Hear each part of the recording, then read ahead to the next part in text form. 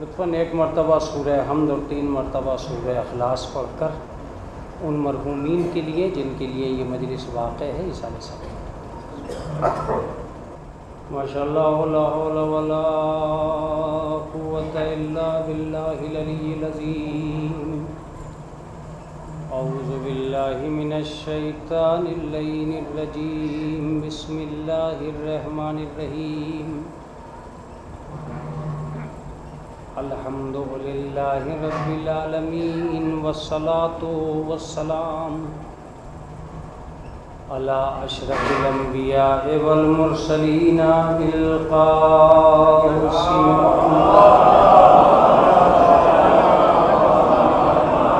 والصلاة والسلام علی اہل بیتہ الطیبین الطاہرین المعصومین المظلومین المنتجبین المنتخبین۔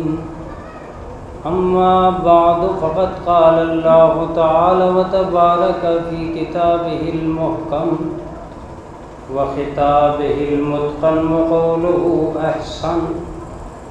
بسم اللہ الرحمن الرحیم۔ یا ایہا الذین ہادوا ان زعمتم انکم اولیاء للہ من دون الناس فتمنوا الموت ان کنتم صادقین۔ صلوات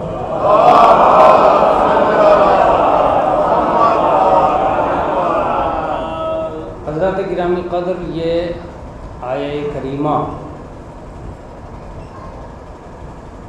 ایک لفظ سے بہت زیادہ مانوس ہے جس کا نام موت ہے۔ ارشاد احدیت ہوتا ہے کہ تم اگر سچے ہو تو موت کی تمنا کرو۔ ایک لفظ ابھر کے سامنے آتا ہے تمنائے موت، جس پہ اس وقت مجھے آپ کی خدمت عالیہ میں گفتگو کرنا ہے کہ یہ قرآن مجید کی اپنی دنیا ہے کہ اس نے یہ کہا کہ تمنائے موت کرو۔ آج چونکہ بہت سی چیزیں ایسی ہیں، آج کا دن جو کہ نوروز ہے، 7 شعبان جو کہ ولادت جناب امام حسن عسکری کے لال امام حسن علیہ السلام کے لاڈلے جناب قاسم کی ولادت ہے۔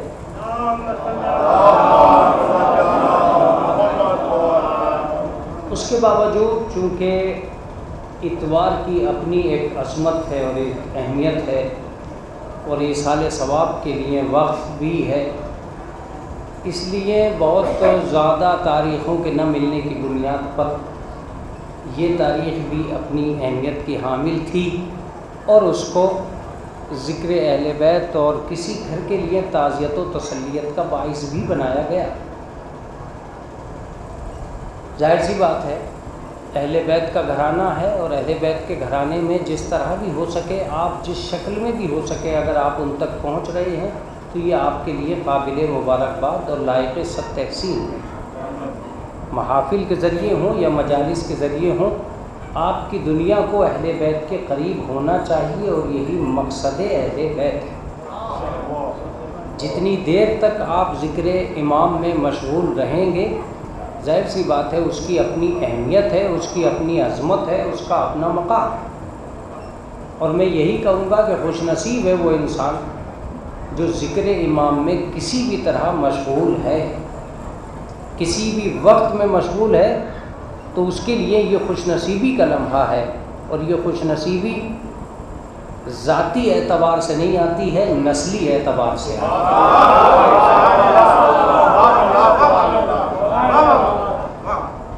ذاتی محنت انسان کو مجلس تک نہیں لاتی، نسلی طہارت انسان کو مجلس تک لاتی ہے۔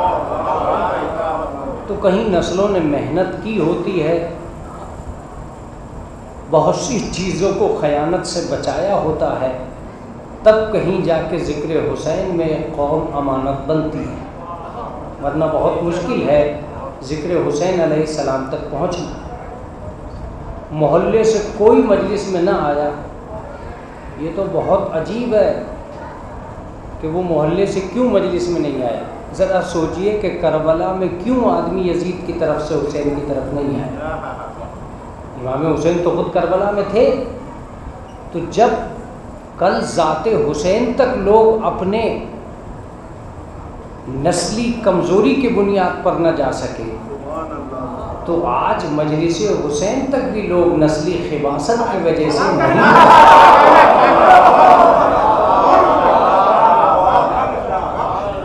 یہ ایک عجیب و غریب بات ہے کہ امام حسین کی مجلس ہو، محفل ہو، یہ بہت سی چیزوں کے پاک و پاکیزہ ہونے کا ثبوت بھی ہے اور بہت سی چیزوں کے خبیث ہونے کا اعلان عام بھی ہے.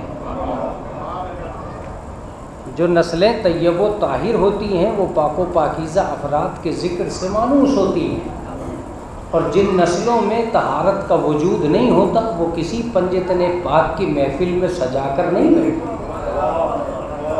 تو میں یہ عرض کروں گا کہ تواریخ کی اہمیت اپنی جگہ ہے اور مجلس کا مقام اپنی جگہ ہے.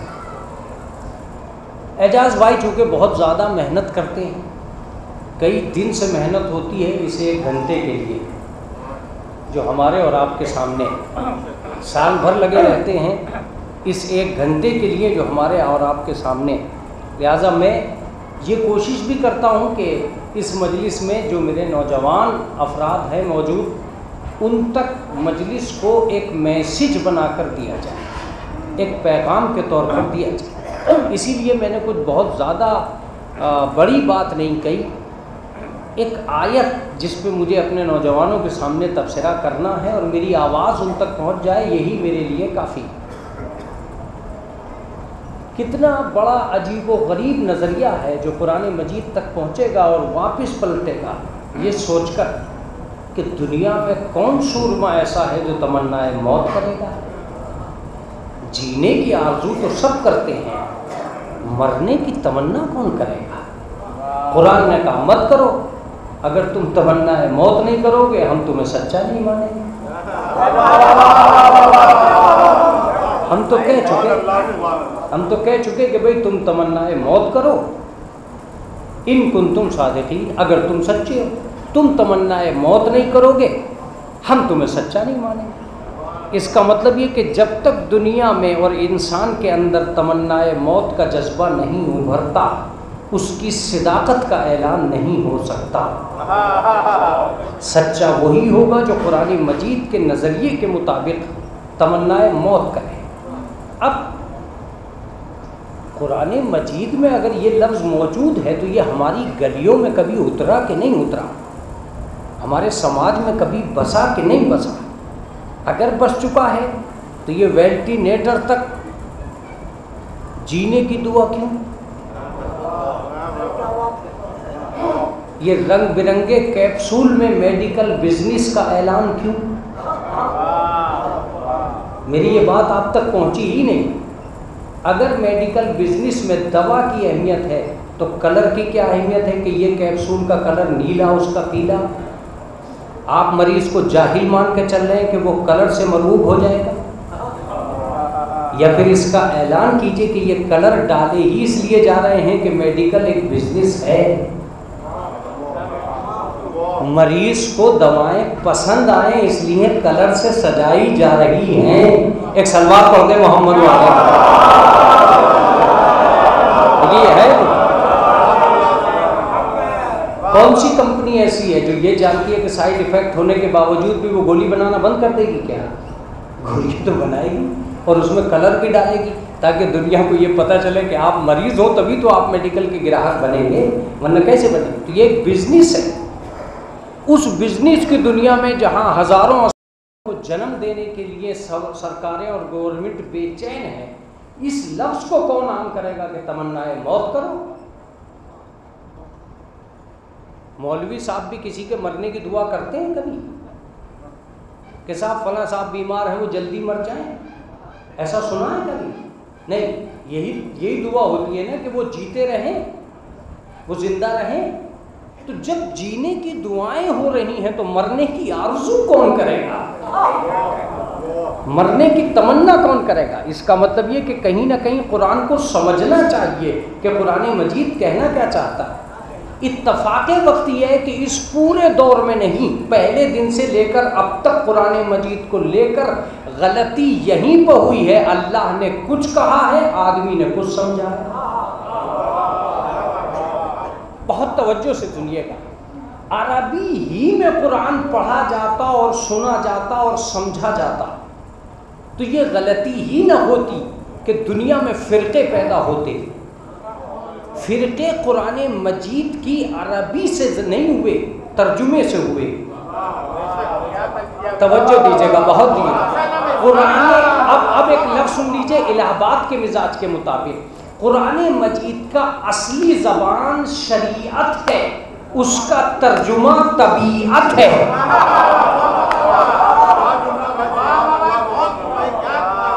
قرآن مجید کی اصلی زبان شریعت ہے، اس کا اردو ترجمہ یا انگلش ترجمہ طبیعت ہے۔ جو رحمان نے کہا تھا جب اسے انسان کہے گا تو ترجمہ کہلائے گا۔ یہی وجہ ہے کہ قرآن نے کیا کہا، وسیم رضوی نے کیا سمجھا۔ ایک صلوات پڑھ دے محمد و آل محمد۔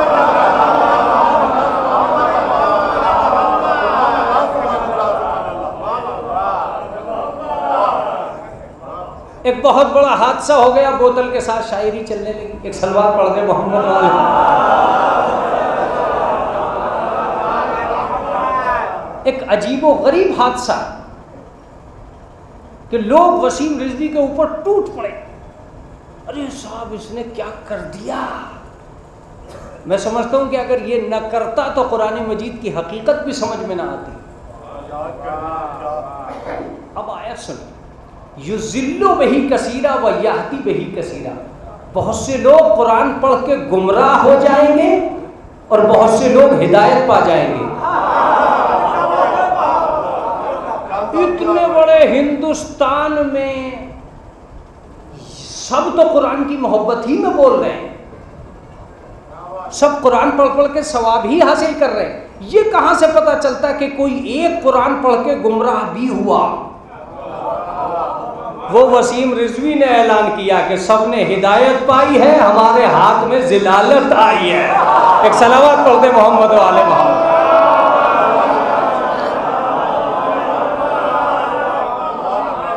یُضِلُّ بِهِ کثیرا، بہت سے لوگ اس قرآن کو پڑھ کر گمراہ ہو جائیں۔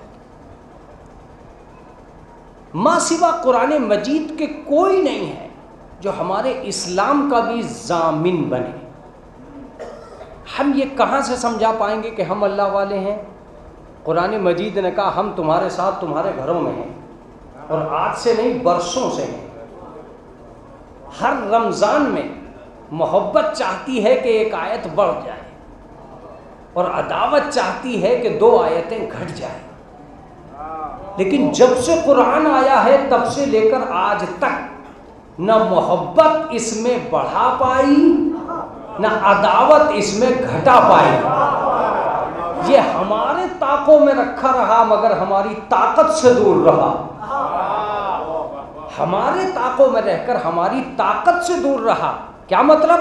قرآن ہمارے گھر میں رہ کر ہمیں بتاتا رہا کہ رحمان کی طاقت اور ہے، انسان کی طاقت اور۔ نہ ایک نقطہ گھٹا پائے نہ ایک نقطہ بڑھا پائے۔ تو قرآن مجید کی اس آیت کا بھرم کون رکھے گا؟ نیاب صاحب، قرآن مجید کی اس آیت کا بھرم کون رکھے گا کہ تمنائے موت کون کرے گا؟ اب قرآن مجید سمجھیے، قرآن مجید نے تمنائے موت کے لیے کہا، مرنے کے لیے نہیں کہا۔ آپ لوگوں کا نہ بولنا مجھے تعجب میں ڈال رہا ہے اور موضوع کو بدلوا سکتا ہے۔ مرنے کے لیے نہیں کہا کہ تم کوٹھے سے کود کے مر جاؤ، پھانسی کھا کے مر جاؤ، تار پکڑ کے مر جاؤ، نہیں، تمنائے موت کرو، اس لیے کہ جس کے ذہن میں مرنا نہیں ہوتا وہ کسی کو جینے نہیں دیتا۔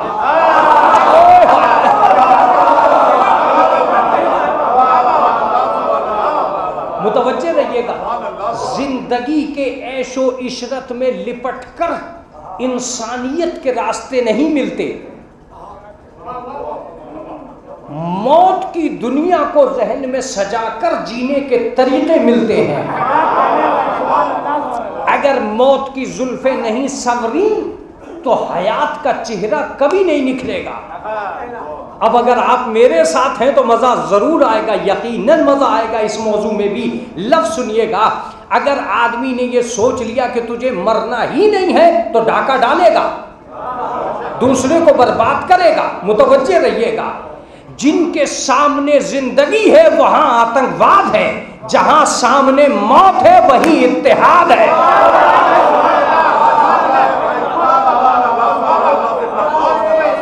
اگر آدمی کو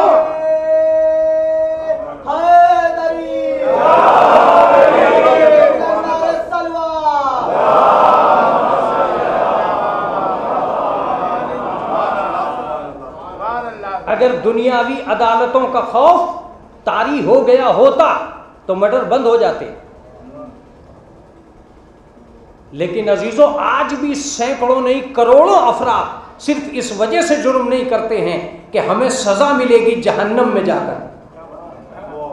چونکہ دنیا کا کوئی کورٹ ایسا نہیں ہے، یہ ہائی کورٹ والوں کے ہاں مجلس ہے، دنیا کا کوئی کورٹ ایسا نہیں ہے جو انسان کو اس کے جرم کے مطابق سزا دے سکے ما سوا عدالت الہیہ کے۔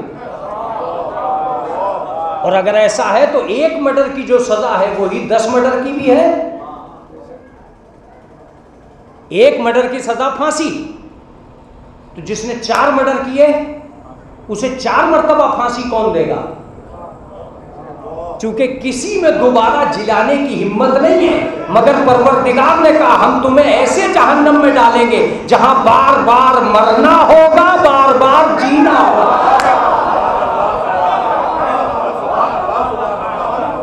اس کا مطلب یہ کہ قرآن مجید نے مرنے کے لیے نہیں کہا، تمنائے موت کے لیے کہا کہ ذہن میں موت کو بسا کر چلو۔ اگر ذہن میں موت کو بسا کر چلو گے، پھر بھی چونکہ یہ مجلس ایسے وقت میں آ کر رک گئی ہے کہ جہاں لفظ کو کم کرنا چاہیے، اس لیے میں جلدی آپ تک مفاہیم کو پہنچانا چاہتا ہوں۔ تو کون ہوگا جو دنیا میں ایسا فرد پیدا ہو جائے جو تمنائے موت پائی جاتی ہو؟ کوئی ہے جو مرنے کی آرزو کرے گا؟ کسی کو بستر پر مرنے کی آرزو کرتے ہوئے دیکھا ہے؟ تو جب تک ایسے افراد نہیں مل جاتے جو مرنے کی تمنا کرتے رہے ہوں، اس وقت تک آیت کو مفہوم نہیں ملے گا۔ لہذا تاریخ کے آنگن ہی سے صحیح، کم سے کم رضائے حق کی خاطر ہی صحیح، ایسے افراد کو دنیا میں لانا ہوگا جو صبح سے شام تک مرنے کی تمنا کرتے رہے ہوں۔ اب میں کیا کروں، میری مجبوری ہے کہ آپ کا بات کا آپ تک نہ پہنچنا۔ کوئی تو ہو جو صبح سے شام تک مرنے کی تمنا کرتا رہا ہو۔ کون ہے جو صبح سے شام تک ہی صحیح مرنے کی تمنا کرے گا؟ جب کوئی نہ ملا تب کچھ لوگ کربلا میں کھڑے ہو کر یہ کہہ رہے تھے کہ پہلے میں چلا جاؤں تو بہتر ہے۔ اب میری مجلس کو میرے قریب آنا پڑے گا۔ دنیا میں امام حسین نے لفظوں کے جتنے معانی تبدیل کیے ہیں کسی نے نہیں کیے۔ توجہ دیجیے گا، ساری دنیا جینے کی آرزو کرتی ہے، کربلا کے لوگ مرنے کی آرزو کرتے ہیں۔ کیا آپ کی سمجھ میں نہیں آتا بات کیا ہے؟ بات صرف اتنی تھی، دنیا کو حسین بتانا چاہ رہے تھے کہ عوام کے لوگ اور ہوتے ہیں، امام کے لوگ اور ہوتے ہیں۔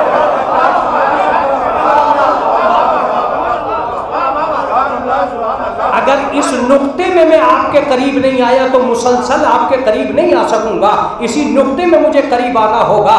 نائب صاحب کا ہاتھ اٹھ رہا ہے، اس لیے میرے حوصلے بڑھ رہے ہیں کہ میں ایک لفظ کہوں آپ سے۔ دنیا میں لفظ لشکر کا ترجمہ محال ہو جائے گا اگر حسین کے لشکر کو لشکر کہہ دیا۔ اگر گونجنے والی مجلس سننا چاہتے ہیں تو لفظ سنیں، دنیا کا لشکر بنا ہی اس لیے تھا کہ تمہیں کل مارنا ہے، تباہ کرنا ہے، برباد کرنا ہے۔ اب تک تک کی تاریخ میں جتنے لشکر بنے تباہ کرنے اور مارنے کے لیے بنے، حسین نے جو لشکر بنایا مرنے کے لیے بنایا۔ بڑا عجیب ہے۔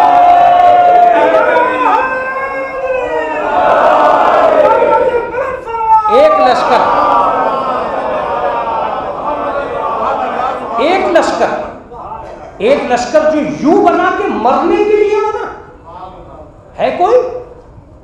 عزیزو یہ الہ آباد ہے، یہاں مجلسیں سنی جاتی ہیں، لفظوں پر غور کیا جاتا ہے، یہاں توجہات مبذول رہتی ہے، کہنے کی ضرورت نہیں ہے۔ اس لیے میں یہ لفظ کہہ رہا ہوں کہ دنیا کا کوئی آدمی کیا لشکر کا ترجمہ کرے گا کہ وہ مرنے کے لیے گھر سے نکلا ہو؟ نحنو نصیر المنایا، ہم موت کے مسافر ہیں، یہ امام حسین کا قول ہے، ہم موت کے مسافر ہیں۔ تو کون ایسا لشکر ہے جو مرنے کے لیے نکلا ہو؟ عزیزو جملہ میرا ہے، مجلس آپ کے حوالے ہے، لفظ آپ کے حوالے ہے۔ مرنے کی آرزو کا یہ رنگ اتنا غالب آیا،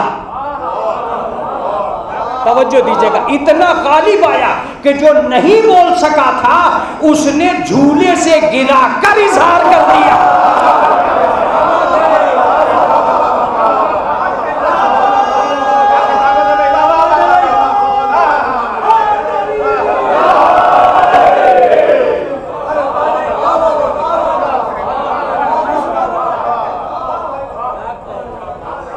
طفل شیر خار میں جذبہ تمنائے موت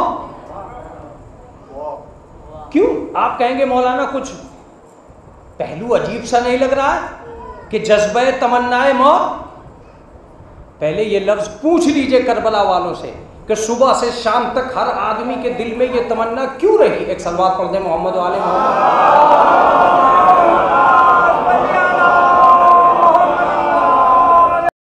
کربلا والوں سے پوچھ لیجئے، پہلے کربلا والوں سے پوچھ لیجئے کہ بھئی آپ میں جو صبح سے شام تک مرنے کی آرزو پیدا ہو رہی ہے آخر کیوں؟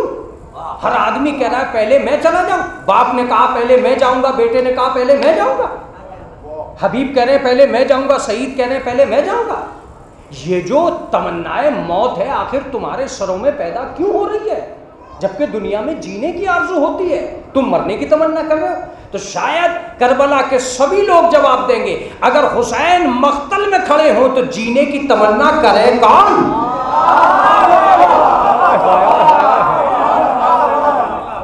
جینے کی تمنا کرے کون؟ لفظ سنیے، کربلا میں مقتل میں کھڑے ہو کر تمنائے موت کر کے کربلا والوں نے ساری دنیا کو ایک میسج دیا ہے کہ جس حسین کے ساتھ مرنے میں یہ مزہ ہے اس کے ساتھ جینے میں کیا مزہ ہے۔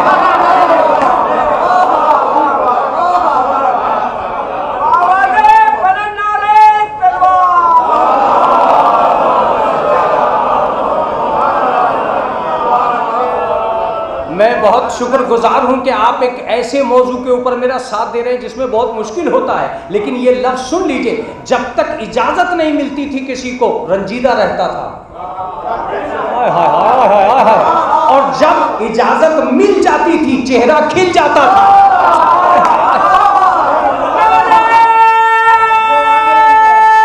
عجیب ہے،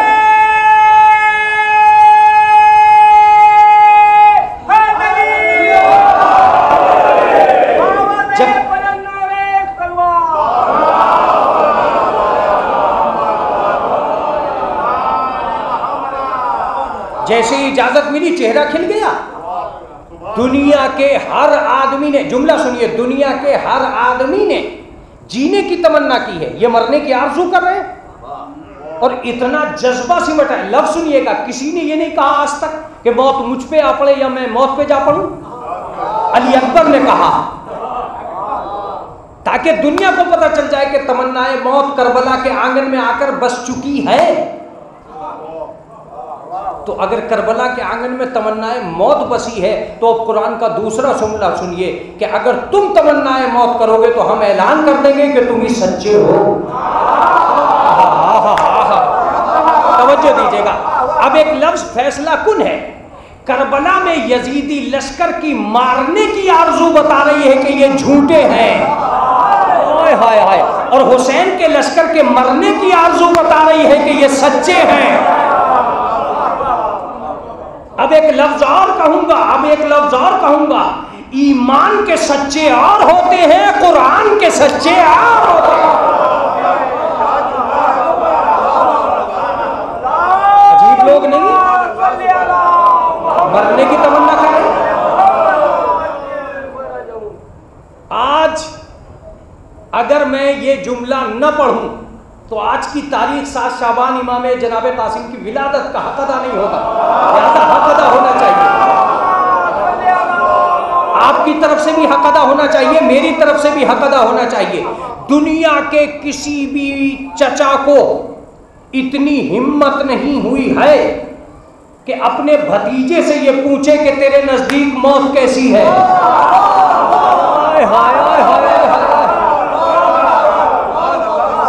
جتنے چچا آئے ہیں سب بھتیجوں سے یہی پوچھتے چلے آ رہے ہیں تیری زندگی کیسی چل رہی ہے۔ دنیا میں ایک مہان چچا ایسا آیا جس نے اپنے بھتیجے سے پوچھا قاسم تیرے نزدیک موت کیسی ہے۔ جتنا مہان چچا تھا اتنا ہی مہان بھتیجا تھا، مسکرا کے بولا شہد سے زیادہ میٹھی ہے۔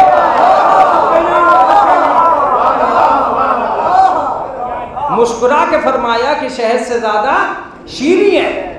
قاسم تم بغیر چکھے ذائقہ کیسے بتا سکتے ہو؟ کہ اگر میں لفظ ذائقہ منہ پہ نہ لاتا تو کلو نفس ذائقۃ الموت قرآن میں رہ جاتا۔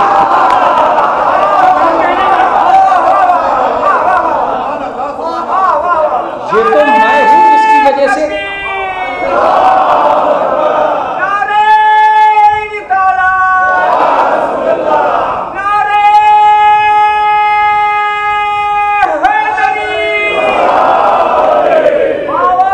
اس کا مطلب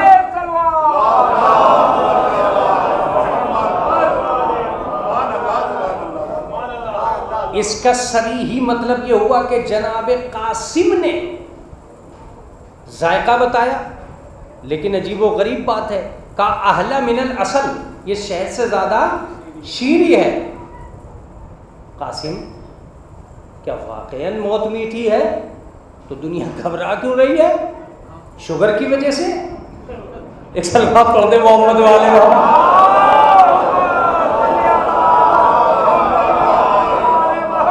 اگر موت میٹھی ہے تو شوگر پیشنٹ چکھنا بھی نہیں چاہے گا، اسے کڑوی چیزوں سے پیار۔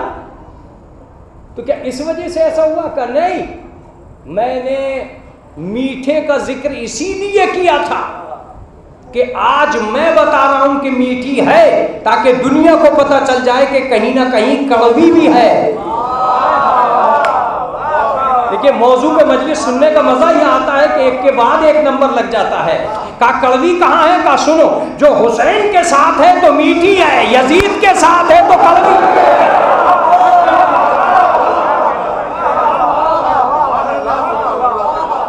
اگر آدمی یزید کے ساتھ کھڑا ہے تو موت کڑوی ہے، اگر حسین کے ساتھ ہے، ہر حسینی کی موت میٹھی ہے، ہر یزیدی کی موت کڑوی ہے۔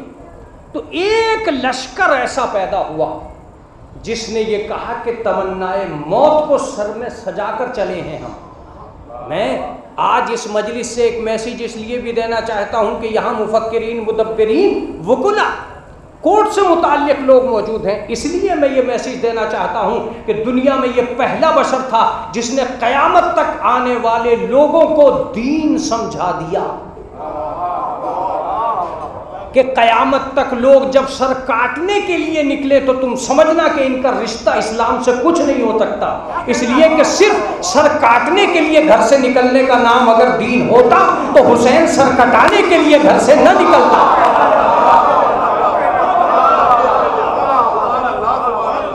اب پتہ چلا کہ جو سر کاٹنے کے لیے نکلے وہ آتنکوادی ہے، جو سر کٹانے کے لیے نکلے وہ جہادی ہے۔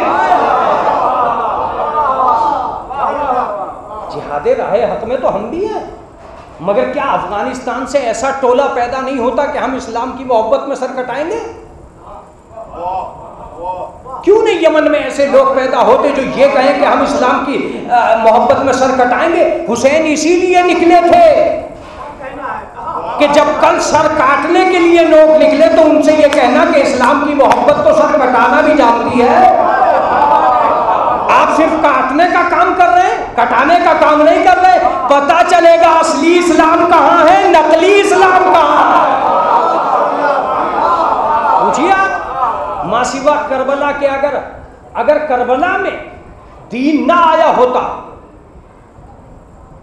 تو لوٹنے کا نام اسلام ہوتا, لٹانے کا نہیں. اگر کربلا میں دین نہ آیا ہوتا تو سر کاٹنے کا نام اسلام ہوتا, کٹانے کا نہیں. اب چونکہ وکلا حضرات اور وہ بھی بہت دن سے کورٹ پہ لڑتے لڑتے ماہر ہو چکے ہیں, تبصرے وہ بھی کر سکتے ہیں. کہا مولانا سر تو کاٹے گئے, اہل بیت نے بھی کاٹے, علی سے زیادہ سر کون کاٹے گا. چلیے خود علی سے پوچھئے کہ آپ اسی لیے آئے تھے کہ سر کاٹے. کہا میں نے تو کبھی اپنی مرضی سے کوئی سر کاٹا ہی نہیں, نہ میں سر کاٹنے کے لیے آیا تھا, میں تو سر جھکانے کے لیے آیا تھا. جو نہیں جھکا وہ کٹ گیا. میں تو اللہ کی راہ میں سر جھکانے کے لیے آیا تھا. جو جھکنا ہی نہیں جانتا اس کا کٹنا ہی ضروری ہے, اس کا تو کٹنا ہی ضروری ہے. تو میں نے کہا کہ کیا دلیل ہے کہ آپ سر کاٹنے کے لیے نہیں آئے تھے. کا دلیل یہ ہے کہ اگر میری مرضی تھی سر کاٹنا تو میرے گھر میں کارخانہ ہوتا, آسمان سے ذوالفقار نہ آتی.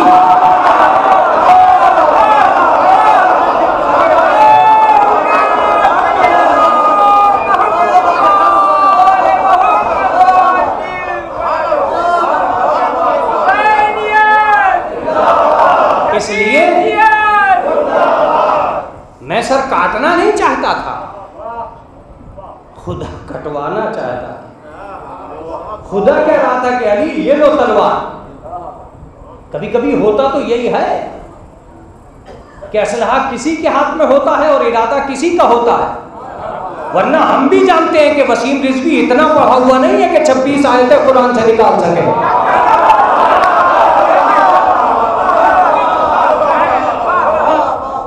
یہ ہمیں خوب پتا ہے. یہ طوطے کی اصلی زبان نہیں ہے. ہائے لفظ سنیے گا, یہ طوطے کی اصلی زبان نہیں ہے. اسے پنجرے میں رکھ کر کسی نے جملے رٹوائے ہیں.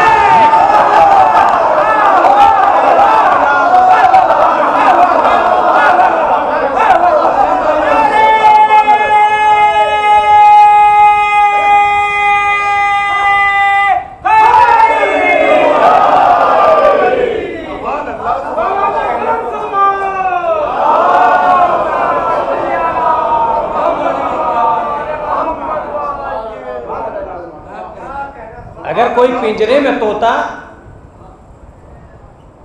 سلام علیکم کرنے لگے تو اس کا یہ مطلب نہیں ہے کہ وہ مسلمان ہو گیا.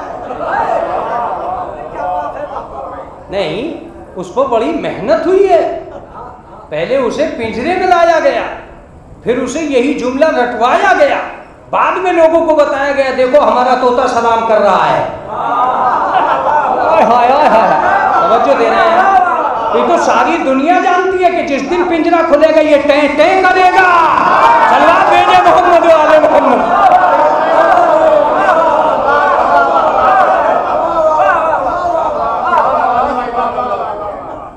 یہ بھی اس کی اصلی زبان توڑی ہے.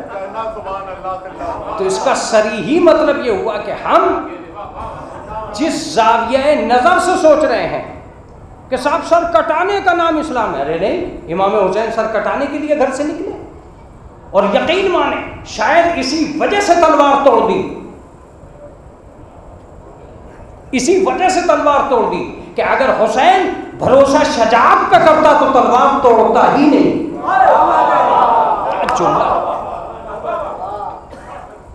تلوار توڑ دی تاکہ دنیا کو پتہ چلے ہمارا بھروسہ شجاعت نہیں ہے, اطاعت ہے. میں اپنی مجلس کو اس زاویے میں آگے بڑھتا تھا اور جی بھی چاہتا ہے کہ میں اسی زاویے میں آگے بڑھاؤں, لیکن مجھے ایک میسج پاس کرنا ہے موت سے متعلق, مجھے ادھر بھی جانا ہے. متوجہ رہیے، ایک چند لمحوں کے لیے ادھر جاؤں گا اور بات کو تمام کر دوں گا، لیکن ایک لفظ یہاں رہ گیا ہے جس کو میں بتانا چاہتا ہوں کہ تمنائے موت کیوں کی، کیوں بسایا یہ نظام امام حسین علیہ السلام نے اپنے لشکریوں کے درمیان، اس نظام کو کیوں بسایا؟ اصل وجہ کیا تھی؟ اصل وجہ یہ تھی کہ اب تک کی دنیا میں اور قیامت تک کی دنیا میں حسین فرق پیدا کرنا چاہتے تھے۔ وہ فرق سن لیجئے خدا را، مدینے تک کی جو قوم حسین کی قوم ہے اس کا انداز اور ہوگا، کربلا کے بعد سے قیامت تک کی جو قوم ہوگی اس کا انداز اور ہوگا۔ میں تو لفظ کہہ کے گزر جاؤں گا، آپ کی دنیا ہوگی۔ مدینے تک حسین قوم کو یہ سمجھاتے رہے کہ جیا کیسے جاتا ہے، اور کربلا میں آ کے یہ سمجھا دیا کہ مرا کیسے جاتا ہے۔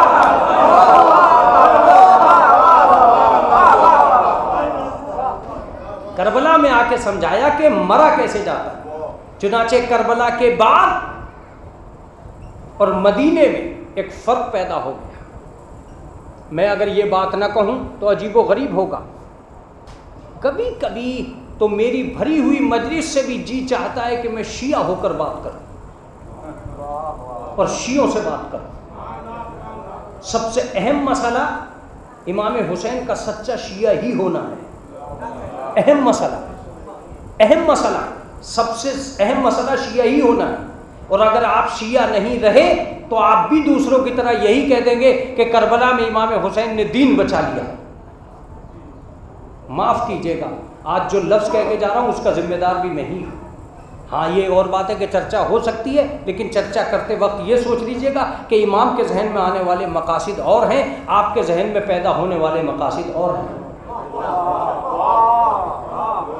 ظاہر سی بات ہے عوام کے ذہن میں اور امام کے ذہن میں جتنا فرق ہوتا ہے، مقصد کربلا کو سمجھنے میں اتنا ہی فرق آ چکا ہے۔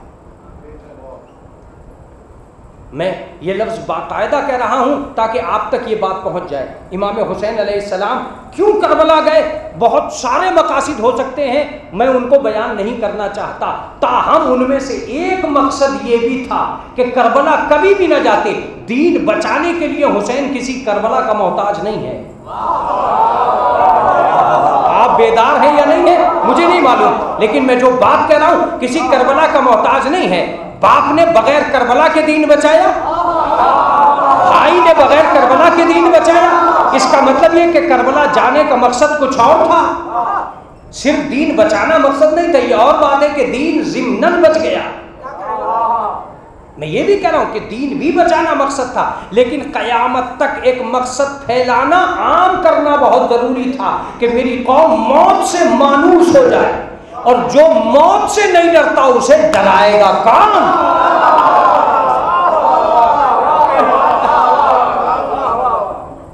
جو موت سے نڈر ہو گیا اسے ڈرائے گا کون؟ یہی وجہ ہے کہ آج دنیا یہ کہہ رہی ہے کہ ہم بم ماریں گے، یہ زیارت کو جا رہے ہیں۔ میں ایک لفظ کہا کرتا ہوں کہ یزید کے کرائے کی فوج بلانے کو اتنی نہیں آئی تھی جتنے حسین کے زوار بغیر بلائے آ رہے ہیں۔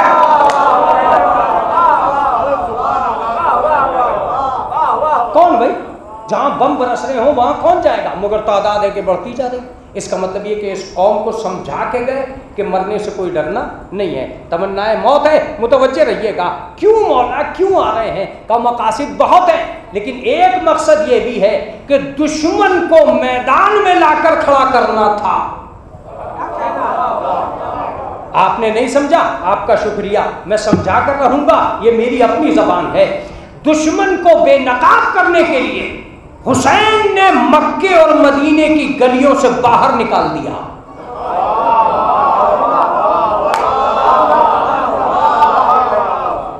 اب مکے کی گلیاں تمہیں چھپا نہیں سکتی، اب تاریخ کے گوشوں میں تمہارا چہرہ چھپا نہیں رہے گا۔ اگر آپ میں اور مجھ میں دونوں میں ہمت موجود ہے تو یہ لفظ سنیے۔ حسین نے کہا سنو، اب تک تاریخ نے پردے ڈالے تھے کہ آگ کون لایا، گھر کس نے جلایا، دروازہ کس نے گرایا۔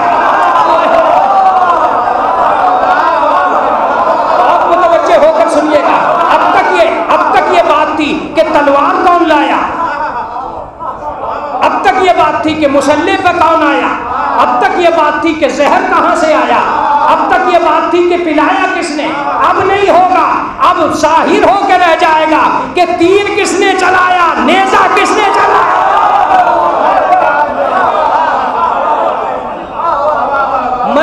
الہ آباد کی مجلس کا سب سے بڑا جملہ کہنے جا رہا ہوں، اتنا یزید کے حمایتوں کو دنیا نہیں پہچانتی جتنا حسین کے دشمنوں کو پہچانتی ہے۔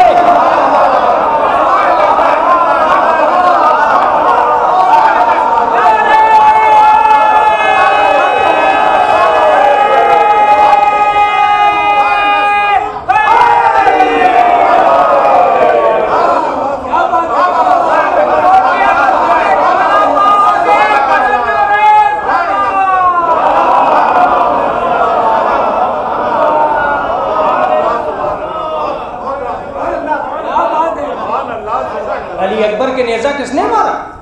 علی اصغر کے تیر کس نے مارا؟ پہلا تیر کس نے چلایا؟ حسین کی ضربت کس نے لگائی؟ کون کس حالت میں آیا؟ ان چہروں کو نقاب کرنے کے لیے اگر میرا مزاج قائم ہے، آپ کی سماعت جوان ہے تو جملہ سنیے، ایک آدمی پوری کربلا میں نقاب پہن کے آیا تھا، ایک آدمی پوری کربلا میں نقاب پہن کے آیا تھا۔ ذوالفقار صاحب، یہی وہ جملہ ہے جہاں تاریخیں بھی کمزور پڑ جاتی ہیں۔ ایک آدمی امام حسین کے ضرب لگانے لگا، امام حسین نے کہا ذرا چہرے سے نقاب تو ہٹا۔ ہائے ہائے، آپ کا بیدار نہ ہونا تعجب ہے۔ آپ بیدار ہیں؟ ذرا چہرے سے نقاب تو ہٹا۔ اب جیسے ہی چہرے سے نقاب ہٹائی، حسین نے کہا قد صدقت جدی رسول اللہ، میرے نانا رسول نے سچ کہا تھا۔ مولا، چہرے سے نقاب کیوں ہٹوا رہے ہیں؟ کہا ہم تو جانتے ہیں یہ کون ہے، تاریخ بھی پہچان لے یہ کون۔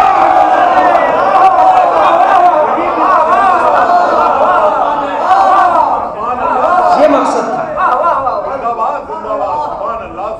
یہ مقصد تھا تمنا موت کا، یہ مقصد تھا حقیقت موت کا، یہ مقصد تھا نحن نشیر المنایا کا، یہ مقصد تھا کربلا سجانے کا۔ انسان کے ذہن میں تمنائے موت پیدا ہو جائے، اور جب تمنائے موت پیدا ہو جائے گی تو اپنا نقصان کرے گا نہ کسی کا نقصان کرے گا۔ نتیجہ یہ ہوگا کہ جیے گا اور جینے دے گا۔ جسے قبر یاد ہوتی ہے وہ اپنے مکان کی خاطر کسی کی زمین نہیں چھینتا۔ ایک صلوات پڑھتے محمد و آل محمد۔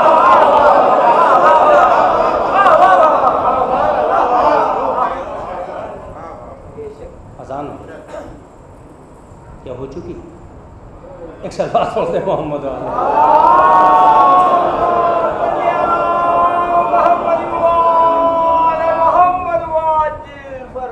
بات تمام ہو گئی۔ اب ایک لفظ بیچ میں رہ گیا، مولانا موت کیا ہے؟ یہ وہ خطرناک لفظ ہے جس کا ترجمہ قمر سلطان تو کیا مفکرین کے بس کا روگ ہے ہی نہیں، بس کا روگ نہیں ہے۔ مگر پھر بھی اگر روزانہ اصالہ ثواب کی مجلسوں میں بیٹھے ہی ہیں تو کیوں نہ اس بات کو کلیئر کر لیں کہ موت کیا ہے۔ تو سنیے، موت کچھ بھی نہیں ہے، زندگی کو آئینہ دکھانے کا نام ہے موت۔ زندگی کو آئینہ دکھانے کا نام موت ہے۔ ہم زندگی کے لیے نہیں جیتے، مرنے کے لیے جی رہے ہیں۔ اب دیکھیں، اگر آپ موت پہ مجلس سن لیں تو تیار ہو کر سنیں۔ ہم جینے کے لیے نہیں جی رہے ہیں، مرنے کے لیے جی رہے ہیں۔ اس لیے کہ اگر جینے کے لیے جیتے تو جوان ہوتے، بوڑھے نہ ہوتے۔ کیا بات ہے! یہ ہر روز بوڑھا ہونا، دوسروں کے تانے کھانا کہ کیسے ہوتے جا رہے ہو، تو اگر ہمارے بس میں ہوتا تو ایسے ہوتے ہی نہیں۔ ایک تلوار پڑھتے محمد والے محمد۔ ارے اگر ہمارے بس میں ہوتا تو یہ بال سفید کیوں ہونے دیتے، یہ دانت کمزور کیوں ہونے دیتے، آنت کا شکوہ کیوں کرتے؟ تو ہمارے بس میں ہے ہی نہیں۔ دانت ٹوٹتے جا رہے ہیں، آنکھیں کمزور ہوتی جا رہی ہیں، شوگر کے انجیکشن لگتے جا رہے ہیں، آہستہ آہستہ ہم کمزور ہوتے جا رہے ہیں، بچے بھی کہہ رہے ہیں بوڑھے ہو گئے ہو. تو جب ہم چاہتے نہیں تو ہمیں بوڑھا کون کر رہا ہے؟ اس کا مطلب کوئی ہم سے بھی اوپر ہے. بیدار تو ہے. انسان کو بوڑھا کیا اس لیے جاتا ہے تاکہ اللہ یقین دلا دے زندگی تمہارے پاس ہے، کنٹرول ہمارے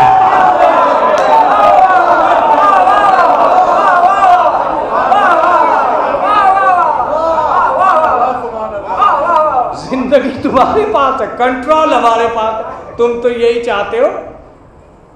تم نے تو بہت سے چمن پراش 100 روپے میں کھا لیے سونا چاندی. کتنا سونا چاندی ہوگا جو 100 روپے میں بک گیا؟ ایک صلوات پڑھ دے محمد و آل محمد.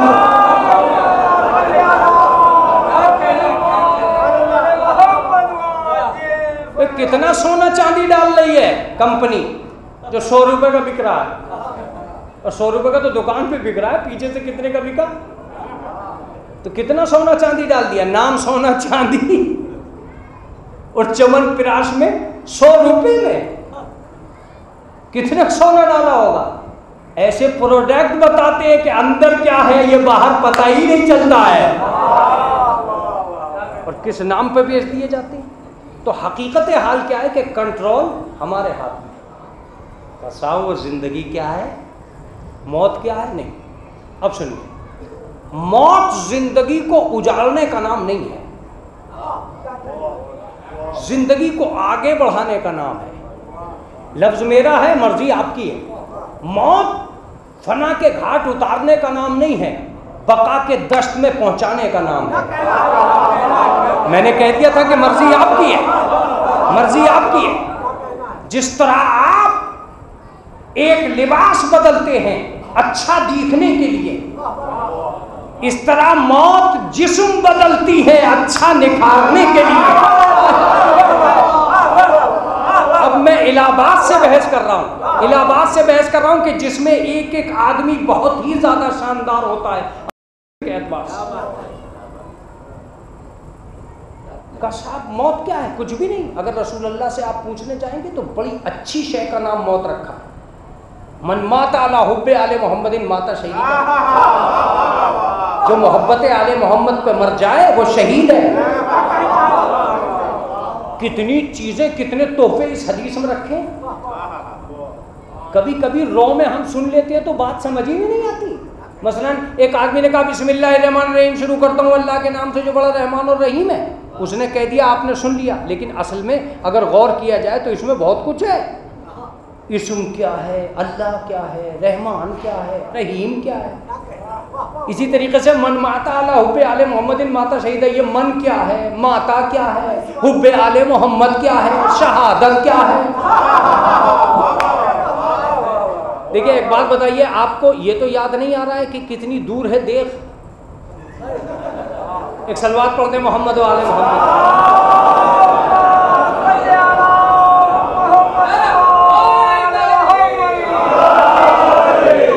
میں اعجاز بھائی سے کہتا ہوں کہ بھیا دیکھو کھانا کھلا کر مجلسیں کرو یار، ورنہ کھائے ہوئے لوگوں کی صلوات ایسے تھوڑی ہوتی ہے.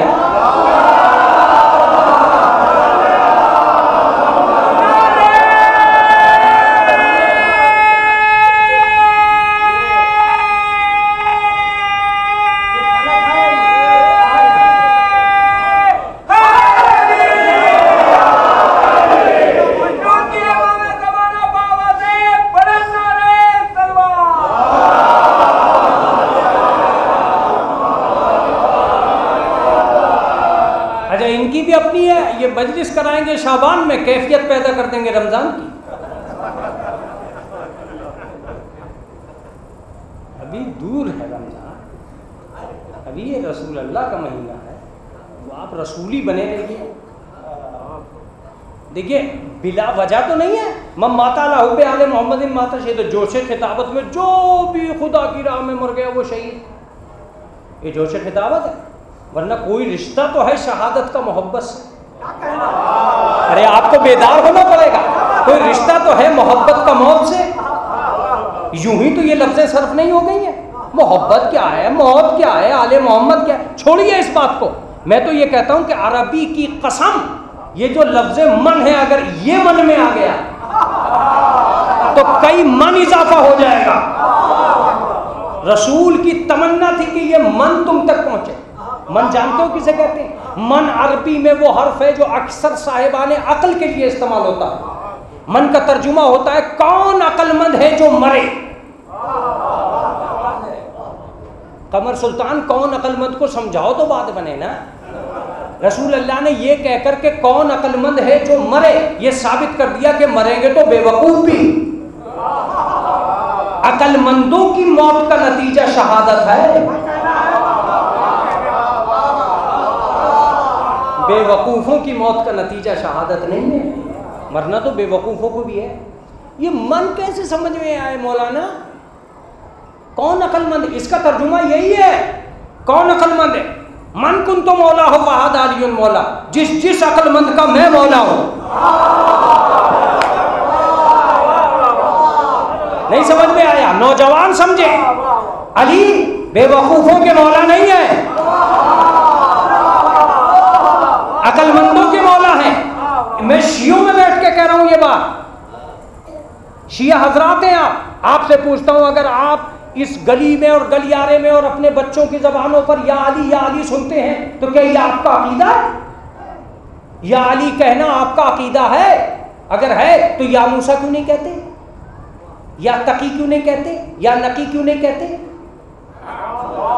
اس کا مطلب عقیدہ نہیں ہے. غدیر میں اعلان ہوا تھا من کن تو مولا ہو فہد علی مولا، جس عقل مند کا میں مولا ہوں اس عقل مند کے لیے علی مولا. اس کا مطلب گلیوں میں یا علی کہہ کر ہم عقیدے کا اعلان نہیں کرتے، عقل مندی کا اعلان کرتے. ہم اس لیے یا علی کہتے ہیں تاکہ دنیا کو پتہ چل جائے کہ ہم بے وقوفوں کی قوم نہیں ہیں، عقل مندوں کی قوم ہیں. اگر ہم عقل مندوں کی قوم ہیں تو میں RSS کے کوئی بھی ہمیں بے وقوف نہیں بنا سکتا.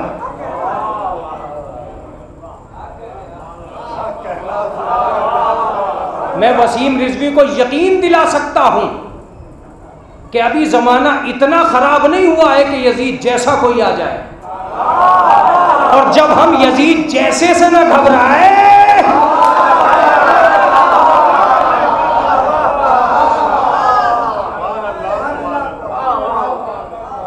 تو ہماری گھبراہٹ بالکل نہیں.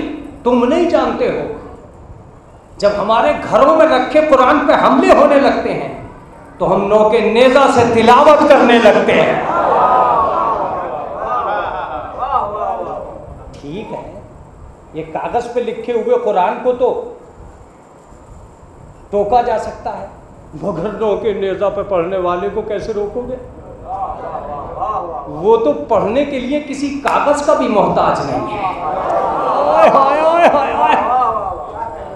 کسی کاغذ کا بھی محتاج نہیں ہے. تو ڈیلیٹ کاغذ پہ سے تو ہو سکتا ہے، اس سینے سے کون ڈیلیٹ کرے گا؟ جو حافظ بن کے نہیں آیا ہے، محافظ بن کے آیا.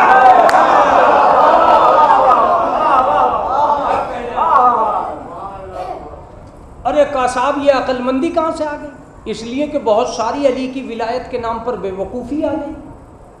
چونکہ بے وقوف بہت زیادہ پیدا ہونے لگے اور یہ کہنے لگے ارے ہم تو علی کے دیوانے. پاگل ہے یہ آدمی واقعہ جو یہ کہہ رہا ہے کہ علی کے دیوانے.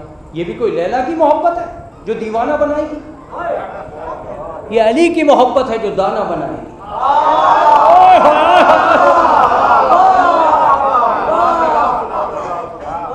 کیا مولانا رسول اللہ نے یہ کہا جو عقل مند مرے؟ میں نے کہا جی جو عقل مند مرے اس کا نتیجہ موت شہادت ہے، وہ بھی محبت آل محمد کا. کہا صاحب یہ عقل مندی کیا ہے؟ میں نے کہا بھائی دیکھو عقل مندی تو وہ منڈی ہے جس میں ہر آدمی اپنی الگ ہی، جیسے شوگر کی بیماری ہے ہر آدمی کا نسخہ ہے، ایسی عقل مندی کا ہر آدمی کا نظریہ ہے. کوئی کہہ رہا ہے صاحب خبروں پہ نظر رکھنا عقل مندی، کوئی کہہ رہا پلاٹ خریدتے رہو عقل مندی، نسل کو باقی رکھو عقل مندی، اپنے بچوں کو آگے بڑھاؤ عقل مندی. کوئی کہہ رہا سیکریٹری بنے رہو، کوئی کہہ رہا نوے خانی سے اترو ہی مت، سلوات بھیجے محمد والے کا.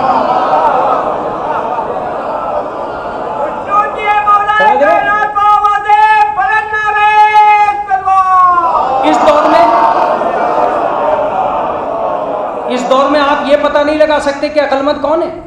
اگر پتہ لگا سکتے ہیں تو مجھے بتائیے کسان عقل مند ہے کہ سرکار؟ سرکار سمجھ رہی ہے ہم عقل مند ہے، کسان سمجھ رہا ہے ہم عقل مند، تو عقل مندی کا اعلان کون کرے گا؟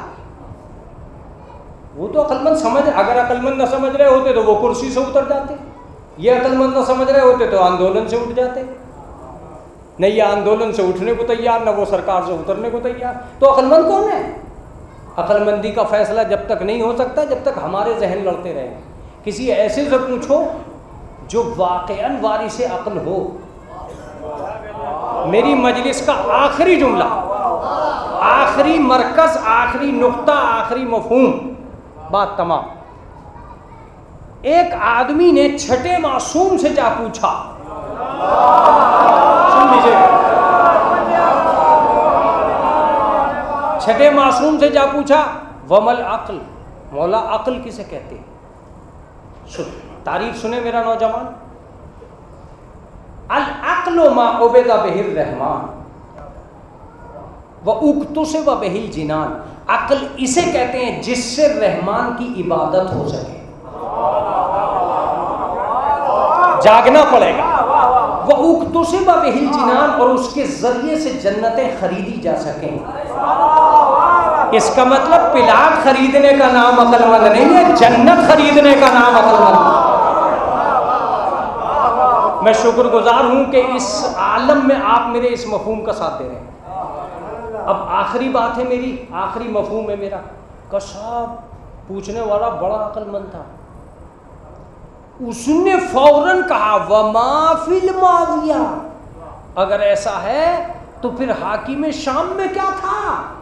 اس کے پاس تو لشکر بھی تھا، دولت بھی، ثروت بھی۔ مولا نے مسکرا کر فرمایا تلکن نکرہ، وہ چالاکی تھی، عقل مندی نہیں تھی۔ بیدار تو ہونا پڑے گا، بیدار تو ہونا پڑے گا، اس لیے کہ یہ موضوع ایسا ہے۔ اس کا مطلب یہ کہ زندگی دو ہی طریقے سے گزر رہی ہے، کچھ لوگ چالاکی سے گزار رہے ہیں اور کچھ لوگ عقل مندی سے گزار رہے ہیں۔ عقل مندی کیا ہے کیا نہیں ہے اس کے فیصلے چھوڑو بعد میں، پہلے تو یہ دیکھو کہ ہر میدان میں چالاک کون ہے۔ ایسا نہیں ہے کہ چالاک صرف بازار ہی میں رہتے ہوں، چالاک تو حسین کی مجلس میں بھی ہے، چالاک تو انجمن میں بھی ہے، چالاک تو مسجدوں میں بھی ہے، چالاک تو مولویوں میں بھی ہے۔ کون چالاکی سے زندگی گزار رہا ہے، کون عقل مندی سے؟ اگر تم نے طے نہیں کیا تو امام نے قیامت تک کے لیے میسج دیا تھا کہ وہ چالاک ہے، اس کا مطلب عقل مند کہیں اور ہے۔ اب سنو، جی عقل مند بھی رہا ہے، جی چالاک بھی رہا ہے۔ مجھ سے سنو، چالاک مسجد کے باہر کھڑا ہے، عقل مند مسجد کے اندر کھڑا ہے۔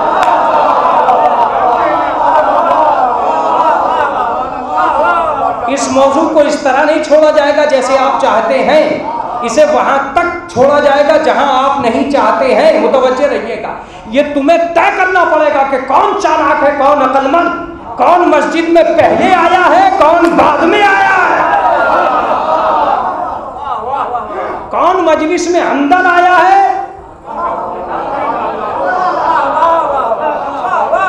توجہ دیجیے گا، توجہ دیجیے گا، کون سننے آیا ہے، کون تبرک لینے آیا ہے۔ متوجہ رہیے گا، شاید آپ تک میں میسج نہیں پہنچا پا رہا ہوں۔ اگر تم طے نہیں کرو گے کہ کون چالاک ہے، کون عقل مند، تو تم بھول جاؤ گے کہ تمہاری نہایت ایمان کیا ہے۔ تمہیں طے کرنا پڑے گا کہ فرش ایمان پہ کون آیا ہے، دسترخوان پہ کون آیا ہے۔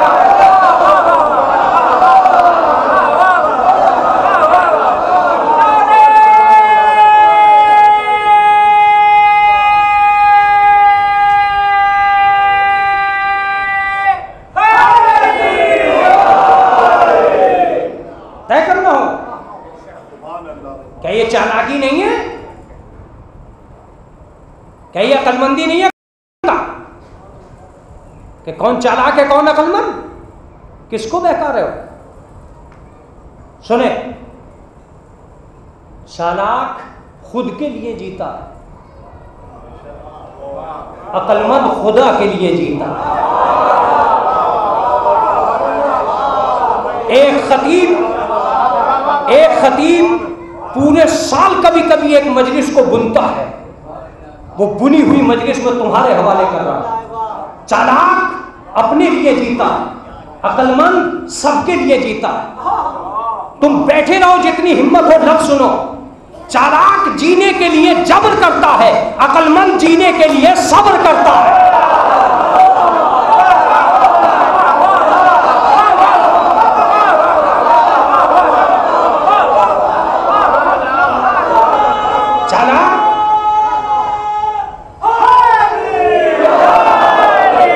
چالاک جینے کے لیے جبر کرتا ہے، عقل مند جینے کے لیے. اب اگر فیصلہ کن آنا چاہتا ہے، یہ لفظ تو یہاں آیا ہے. چالاک جینے کے لیے چھینتا ہے، عقل مند جینے کے لیے چھوڑتا ہے. نہیں عمر سلطان، بات کلیئر ہی نہیں ہوئی. سنو، وہ چالاک تھا، خلافت چھین کے تخت پہ بیٹھ گیا. وہ عقل مند تھا، صبر کر کے گھر میں بیٹھ گیا.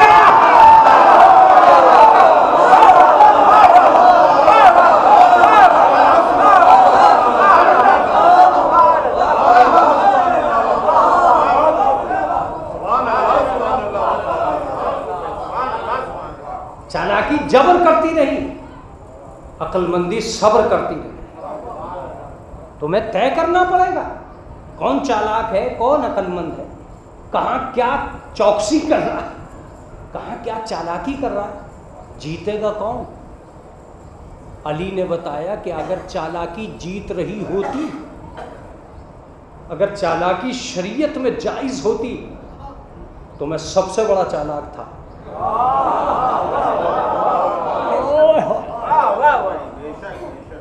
چالاکی کا تکیہ جھوٹ پہ ہوتا ہے، عقل مندی کا بھروسہ سچ پہ ہوتا ہے. میں کہاں تک تمہیں اپنے لفظ کو پہنچاؤں گا. سنو، چالاک بٹورنے کی کوشش کرتا ہے، عقل مند بانٹنے کی کوشش کرتا ہے.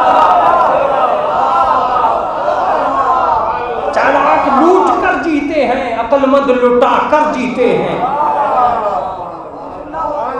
چالاک لوٹ کر جیتے ہیں، عقل مند لٹا کر جیتے ہیں. میں عقل مند تھا، صبر کر کے گھر میں بیٹھ گیا. یہ چالاک تھے، جبر کر کے تخت پہ بیٹھ گئے. جیتا کون، ہارا کون؟ یہ فیصلہ اس دن ہوگا کہ اگر میں اپنی ضرورتوں سے ٹوٹ کر ان کے گھر بھیک مانگنے جاؤں تو سمجھنا کہ یہ جیتے. اور اگر یہ دربار سے میرے گھر مجھے بلانے کے لیے آئے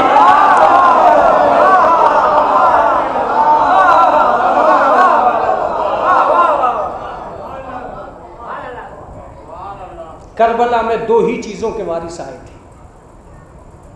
چالاکی کا وارث یزید آیا تھا جو جبر کرتا رہا، اور عقل مندی کا وارث حسین آیا تھا جو صبر کرتا تھا. کسی اور شے کا نام نہیں تھا.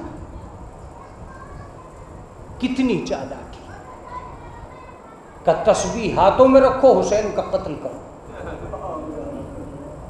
وضو کرتے وقت حسین کے قتل کا اشارہ کرو. چالاکی ہے. مگر میں تم سے کہتا ہوں گھبرانا نہیں.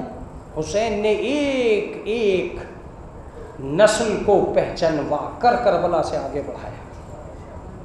میں کبھی کبھی کہتا ہوں کہ 3 کنٹرول پائے جاتے ہیں، 3 کنٹرول جو امام حسین نے کی. ایک یہ کہ عداوت برسر عام ہو جائے گی، یہ حسین کا کنٹرول. دوسری بات یہ کہ میری قوم کے سر سے موت کا خوف ختم ہو جائے گا، یہ دوسرا کنٹرول. تیسرا کنٹرول یہ کہ مصائب چاہے کتنے ہی گہرے کیوں نہ ہوں، دشمن کو پہچانوانا ضرور ہے. کربلا 3 وقتوں میں ہوئی ہے، صبح، دوپہر، شام. حسین ساری دنیا سے سوال کر رہے ہیں کہ ہم تو ان 3 وقتوں میں نماز پڑھ رہے تھے، یہ کیا کر رہے تھے.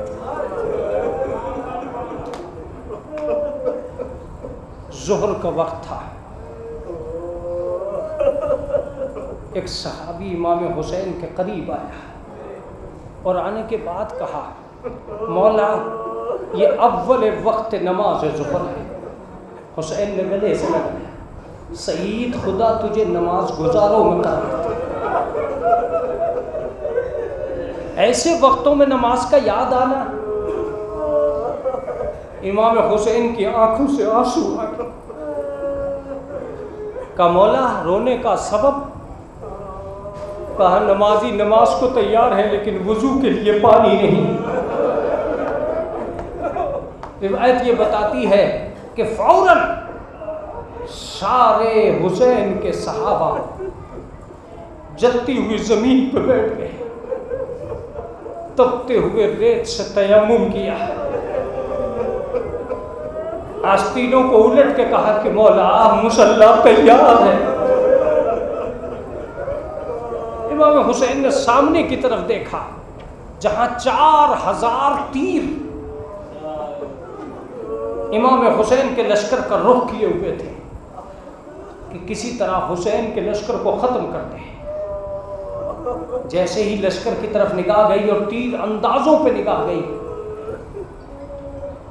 دو صحابی آگے بڑھے اور آگے بڑھنے کے بعد ہاتھوں کو جوڑ کے کہا مولا کیا اجازت ہے کہ ہم آپ کی حفاظت کریں؟ امام حسین نے نیت کر لی. دو صحابی آگے کی طرف کھڑے ہو گئے. روایت یہ بتاتی ہے کہ ان میں سے ایک صحابی نے, ایک ساتھی نے تیروں کی طرف دیکھا اور دوسرے ساتھی سے ایک جملہ کہا جو رونے کے لیے کافی ہے. دوسرے ساتھی سے ایک جملہ کہا, ایک جملہ. کیا جملہ تھا وہ سنیے. کہا کہ ہم زہرا کو منہ دکھانے کے قابل نہیں رہیں گے اگر حسین کے ایک بھی تیر لگ گیا.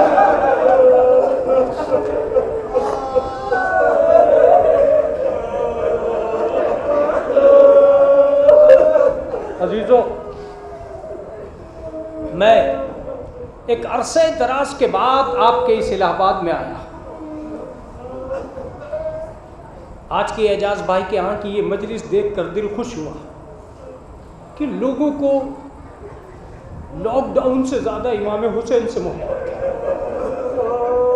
لیکن میں کہتا ہوں کہ اگر اصلی کربلا کہیں دکھائی دی ہے تو وہ لاک ڈاؤن ہی میں دکھائی دی. ایک صاحب نے مجھے فون کیا کہ مولانا میرا جوان مارا گیا ہے, اس کے 40واں ہونا ضروری ہے, آپ اپنی گاڑی سے بیٹھ کر ہمارے گھر آئیے. اب جو میں ان کے گھر گیا تو میں بہت رویا, اس لیے کہ 12 سے 13 آدمی تھے جو اس چیلوم میں بیٹھے تھے اور میری زندگی کا یہ پہلا چیلوم تھا جو میں 12 سے 13 آدمیوں میں پڑھ رہا تھا.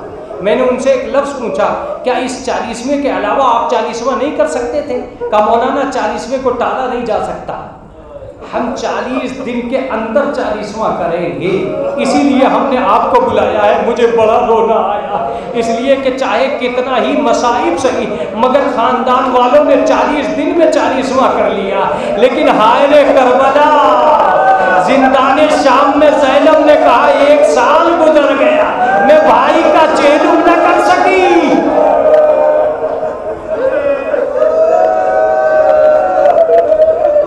اللہ اکبر, خدا آپ کو کسی غم میں نہ رلائے سوائے غم آل محمد. عزیزو, جس کے ہاں 1 سال مجلس نہیں ہو سکی وہ سال بھر رویا کہ میں مجلس نہیں کر سکتا. لیکن اتنی غربت, ایک لفظ اور, اتنی موتیں ہوئیں. پہلے لاش مل ہی نہیں رہی تھی, بعد میں جب لاشیں ملنا شروع ہوئیں تو کسی لاش کو آپ نے یہ نہیں دیکھا ہوگا کہ کسی لاش میں پابندی کے بعد مجمع کم رہ گیا. ہر بیٹے نے اپنے باپ کی میت کو دفنایا جس کے باپ کا بھی انتقال ہو گیا. لیکن کربلا اسی مصیبت کا نام ہے جہاں ایک بیٹا اپنے باپ سے کہہ رہا تھا بابا میرے ہاتھ زنجیر سے بندھے.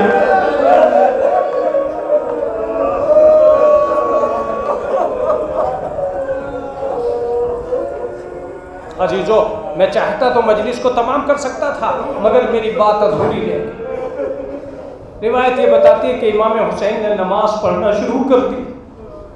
ادھر تیر چلنا شروع ہو گئے, لیکن تاریخ نے ایک عجیب جملہ لکھا کہ کوئی تیر نہ حسین کے اور نہ حسین کے ساتھی کے کسی کے بدن میں نہیں لگا۔ جب کسی کے بدن میں نہیں لگا تو ایک سوال اٹھے گا کہ یہ تیر کہاں گئے؟ روایت یہ بتاتی ہے کہ صحابیوں نے وہ تیر اپنے ہاتھوں پہ لے لیا، اپنے چہرے سے تیر روکے، اپنے سینے سے تیر روکے۔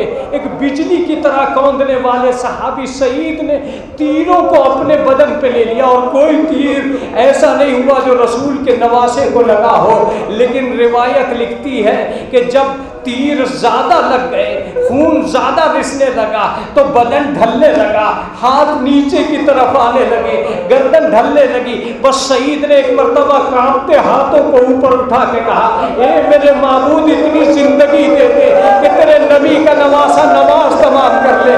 جیسے سعید کی دعا قبول ہو گئی، ادھر حسین نے کہا السلام علیکم ورحمۃ اللہ، ادھر سعید نے جلدی زمین پہ گر کے کہا السلام علیکہ یا ابا عبداللہ۔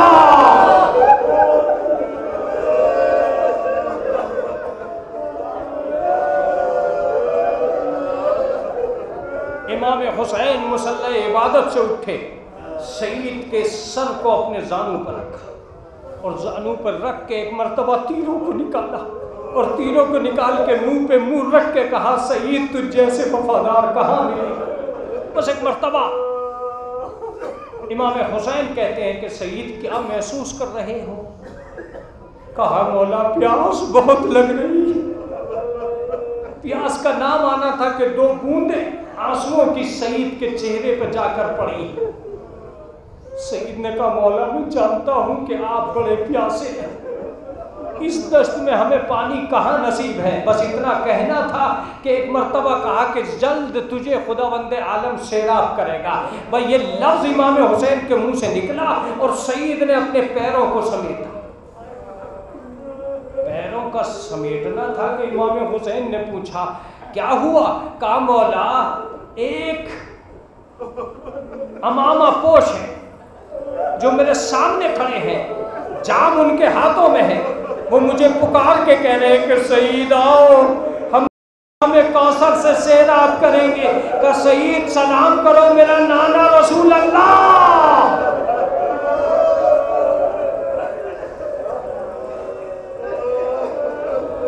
میرا نانا رسول اللہ ہے جو تمہاری پیشوائی کو آیا۔ سعید کہتا ہے کہ مولا ان کے برابر میں کوئی اور کھڑا ہے۔ کہ میرا بابا علی مرتضیٰ تیری پیشوائی کو آیا۔ کہ مولا ایک سبز قبا ہے جو ان کے برابر میں کھڑے ہیں۔ کہ میرا بھائی حسن مصطفیٰ تیری پیشوائی کو آیا ہے۔ بس آخری جملہ، اس کے بعد میرا سعید کہتا ہے کہ مولا کوئی نقاب پوش بیوی ہے جو اس وقت ان کے پیچھے کھڑی ہے۔ کہ سعید آنکھیں بند کر لے، میری ماں فاطمہ تیری پیشوائی کو آئی ہے۔ سعید کو ہچکی آئی، امام حسین کے منہ سے نکلا انا للہ و انا الیہ راجعون رضم بقضائہ سیعلم الذین ظلموا ای منقلب ینقلبون الہی بحق الزہرا و ابیہا و بہلہا و بنیہا۔ پروردگار عالم جو حاضر مجلس ہیں ان کے عقدۂ مشکل کو حل کر دے۔ میرے معبود ہماری مرادوں کو بر لانا۔ پروردگار جو بیمار ہیں ان کو شفاء کامل و عاجل عنایت فرمانا۔ پروردگار عالم یہ تیرے پیارے کے عزادار ہیں، کوئی غم نہ دینا سوائے غم امام حسین۔ معبود اس مجلس کا جو ثواب تو نے معین کیا ہے اس کو ان مرحومین کے لیے جن کے لیے یہ مجلس برپا ہے تسکین کا سبب قرار دے دینا۔ امام زمانہ کے ظہور میں تاجیل فرمانا۔ ایک مرتبہ سورہ حمد اور 3 مرتبہ سورہ اخلاص پڑھ کر سید منظور حسین نقوی ابن سید ہدایت علی والدہ مرحومہ اقبال فاطمہ بنت سید حسین احمد، تنویر فاطمہ بنت محمد حسین